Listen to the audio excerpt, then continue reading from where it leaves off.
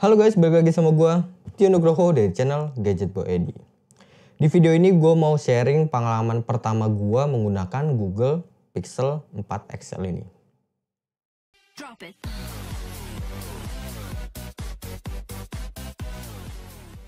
Jadi pas pertama kali itu gue sedikit agak bimbang ya, mau beli yang Pixel 4 XL atau Pixel yang 4a. Pertimbangan awalnya itu gue sempat mau beli yang Pixel 4a. Setelah gue pikirin, galau sampai sekitar 1 minggu, akhirnya pilihan gue itu jatuh ke Google Pixel 4 XL ini. Jadi Pixel 4 XL ini gue beli di harga 6.900.000. Unit yang gue beli ini yang warnanya orange. Sumpah, susah banget gue nyari warna orange kayak gini. Tapi alhamdulillahnya unit yang gue dapet ini juga yang versi full set, bukan yang batangan. Jadi Google Pixel itu nggak ada resminya ya di Indonesia. Unit yang gue beli pun yang versi global. Poin utama kalau mau beli HP versi global itu di IMEI-nya. Nah, untungnya gue dikasih garansi IMEI sama sellernya selama kurang lebih 6 bulan. Jadi IMEI itu udah pasti aman banget di Google Pixel 4 XL ini. Karena jangka waktu IMEI itu 90 hari sejak SIM card Indo dipasang ke handphone. Secara desain, Google Pixel 4 XL ini unik banget. Beda dari HP yang ada di pasaran saat ini. Ya mungkin agak sedikit sama ya di bagian frame kameranya. Karena bentuknya itu kotak mirip sama desain kamera dari iPhone 11 series. Tapi yang bikin beda adalah di warna dari handphone ini. Ada 3 pilihan warna. Ada putih, black, dan orange. Warna paling favorit ya yang orange yang gue pegang ini. Warna doff-nya itu kelihatan kalem dan kesannya tetap kelihatan mewah. Untuk warna frame-nya juga dibalut sama warna hitam doff. Ditambah sama aksen warna merah muda di bagian tombol on off-nya. Jadi kelihatan estetik banget kalau buat di foto-foto. Buat perlindungan dari HP ini tuh pakai kaca Corning Gorilla Glass 5 di bagian depan dan di bagian belakang. Oh ya, HP ini juga udah dapat sertifikasi IP68 yang bikin tahan air dan tahan debu. Untuk gripnya juga menurut gua ini masih termasuk nyaman ya buat digenggam. Buat ditaruh di kantong juga masih termasuk nyaman. Lanjut untuk layarnya. HP ini pakai ukuran layar 6,3 inch dengan panel di OLED HDR. Untuk refresh rate-nya juga udah 90 Hz. Untuk resolusinya dia 1440 x 3040 pixel dengan rasio 19:9. Always on display juga udah tersedia di handphone ini. Mungkin dari teman-teman juga udah pada nyadar banget ya, jidat dari handphone ini tuh gede dan kelihatan jadul banget. Kesannya itu kayak megang HP keluaran tahun jebot. Tapi Google juga pasti punya alasan juga buat naruh jidat segede gaban gini. Dan ternyata alasannya itu dia naruh banyak banget sensor di bagian atas depannya. Banyak kan? Yap, emang pasti ada alasannya. Pixel 4 XL ini juga ada fitur motion sense. Fungsinya jadi pendukung face unlock. Jadi bikin respon face unlocknya itu bisa terbuka dengan super cepat. Gue juga bisa buka si Pixel 4 XL ini di banyak posisi. Kayak misalnya pas lagi miring, pas lagi kebalik pun dia juga bisa ngebuka face unlocknya. Ya mirip-mirip fitur yang ada di iPad lah. Yang kedua itu berupa penggunaan gesture. Jadi dia bisa ngegeser cuman dengan lambaian tangan aja. Fitur ini berfungsi buat pengontrol pemutaran musik kayak di aplikasi Spotify dan YouTube. Bisa juga buat penggunaan menunda alarm. Sayangnya fitur ini tuh cuman ada di beberapa negara aja. Dan sayangnya lagi di Indonesia nggak bisa dipakai buat fitur motion sense ini. Selama pemakaian gue, jujur gue nyaman banget sama kualitas yang dikasih Google Pixel 4 XL ini. Lama-kelamaan sih gue nggak terlalu mempersalahkan jidatnya ya. Mungkin karena gue itu udah kebiasaan juga pakai iPhone 12 series. Yang ukuran jidatnya itu juga sama-sama gede lah. Untuk sektor audio, HP ini pakai speaker yang udah stereo. Buat kualitas audionya menurut gue juga udah bagus banget sih. Karakter suaranya tuh adem dan sound quality-nya juga bagus. Nggak cempreng lah kayak suara gue ini. Nih deh gue kasih contoh suaranya.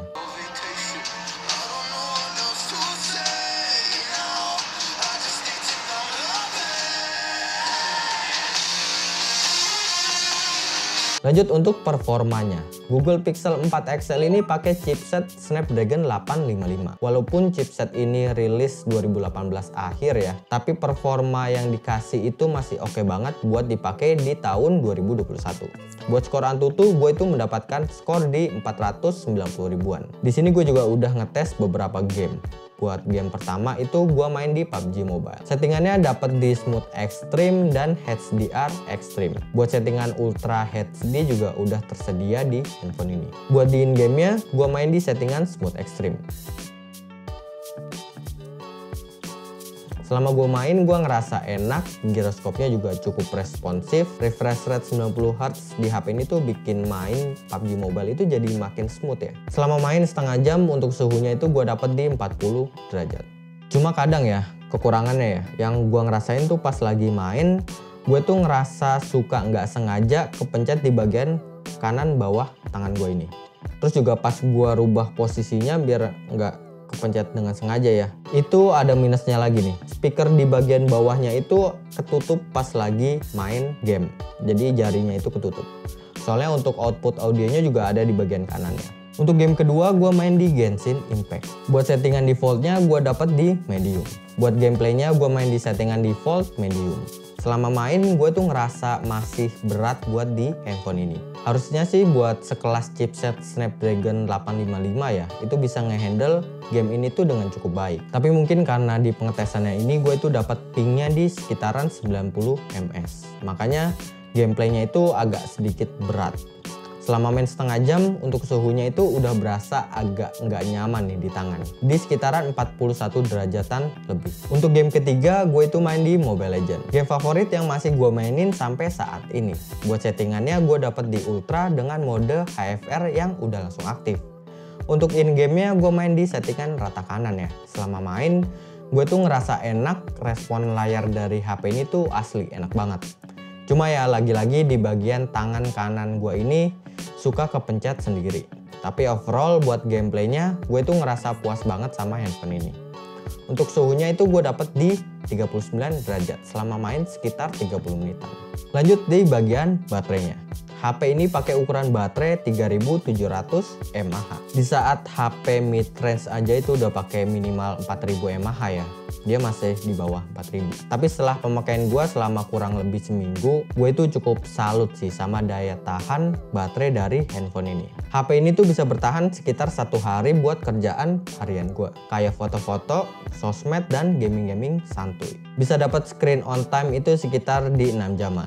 Buat pengecasan dari handphone ini juga gue ngerasa lama banget sih. Dari 2-100% itu cukup makan waktu 2 jam 16 menit. Mungkin karena kepala bawaan casannya itu cuma 16 watt ya. Dan karena HP ini versi global, jadi colokannya itu agak berbeda ya dari yang versi Indonesia. Oh ya, HP ini juga udah didukung sama wireless charging. Lanjut buat kameranya.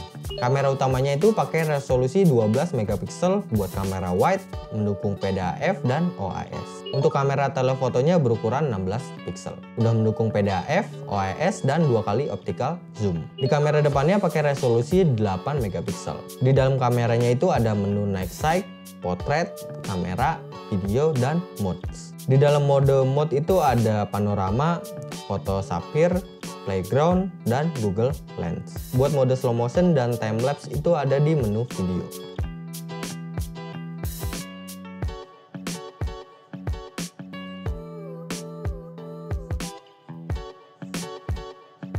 Gue juga udah ngetes foto di Google Pixel 4 XL ini. Dan berikut adalah hasil. Hasil foto dari HP ini tuh hasilnya berasa real banget. Sesuai gitu sama yang gue lihat dari mata kepala gue sendiri. Buat detailnya juga gue itu ngerasa oke banget dari Pixel 4 XL ini.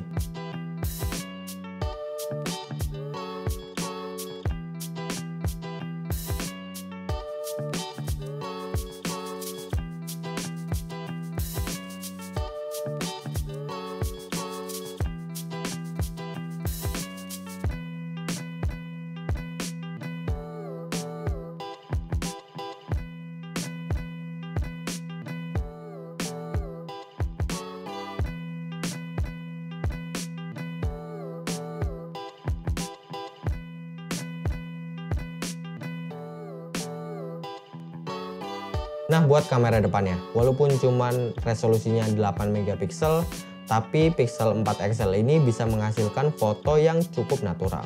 Gue acungin jempol deh buat Google Pixel ini. Mantap. Hasilnya juga nggak kelihatan lebay dan masih tetap kelihatan natural.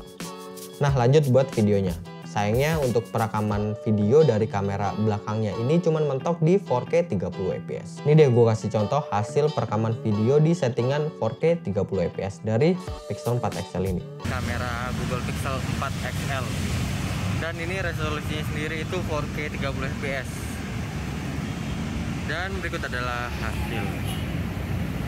Gue lagi di Bandung ya. Kayak sih dari sininya cukup stabil lah.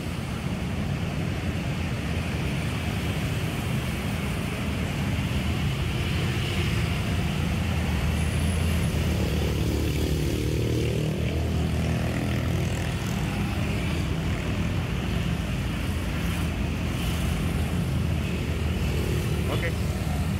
Dan berikut adalah contoh perekaman di 1080p 60 fps dari Google Pixel 4 XL. Kalau gue lihat dari ininya ya, lihat langsung ya, itu hasilnya cukup stabil sih.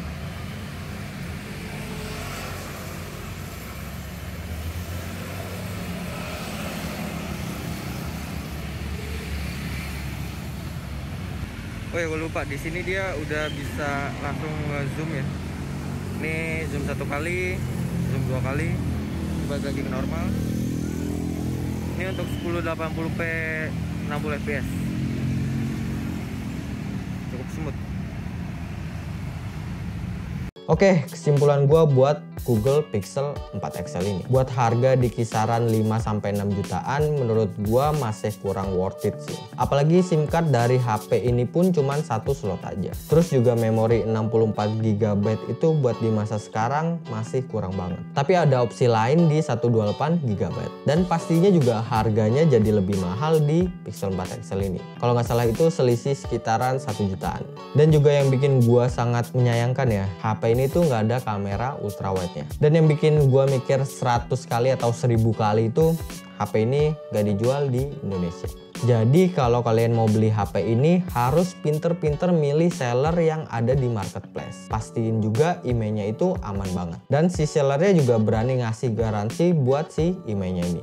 Kalau menurut gua ya, HP ini tuh cocoknya buat orang yang punya selera beda dari kebanyakan orang lain. Karena desain dari HP ini tuh berasa beda banget dari HP Android kebanyakan. Di rentan harga yang sama. Terus juga buat sisi software dari HP ini tuh gua ngerasa bagus banget lah. Kompatibel banget lah buat pemakaian sehari-hari. Terus buat hasil kameranya menurut gua si Google Pixel 4 XL ini masih juara buat HP di harga 5-6 jutaan. Kalau kalian mau berminat sama HP ini, nanti gue bantu kasih link di deskripsi di bawah. Terima kasih banyak buat yang udah nonton video ini dari awal sampai akhir. Gue mohon maaf banget kalau ada salah dalam penyampaian informasi. Jangan lupa kalau kalian suka dengan video ini, kalian boleh klik like dan subscribe channel ini. Gue Tio Nugroho cabut, kita ketemu lagi di video selanjutnya. Terima kasih.